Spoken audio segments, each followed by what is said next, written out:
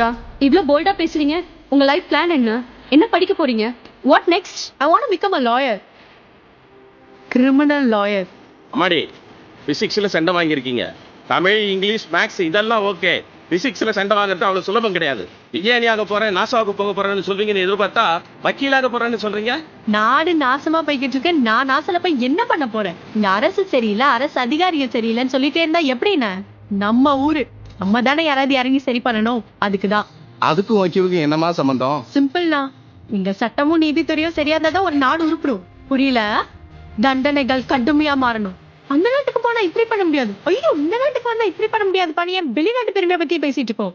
ஏன் அங்கெல்லாம் சட்டம் சாட்டை அடி அடிக்குது. பெண்ணை ரேப் பண்ணா நடு ரோட்ல நிக்க வச்சு தலையை வெட்டாங்க. ஆனா இங்க ஒருத்தனோட ஒரு சுண்டு விரல கூட நம்மளால வெட்ட முடியல. பெரும் தண்டனை அனுப்புறது மட்டும்தான் ஆண்டவனோட வேலை. அது ஆள் மாறாம அட்ரஸ் மாறாம, ஏன் அவன் இனிஷியல் மாறாம சரியா கொண்டு போய் சேர்க்கறதா ஒரு வக்கீலோட வேலை. இந்த செய்கூலியும் சேதாரமும் எப்பவுமே ஆள் மாறி போய் சேர்ந்துருந்தேன். அது செஞ்சவனுக்கு கரெக்டா போய் சேரணும்.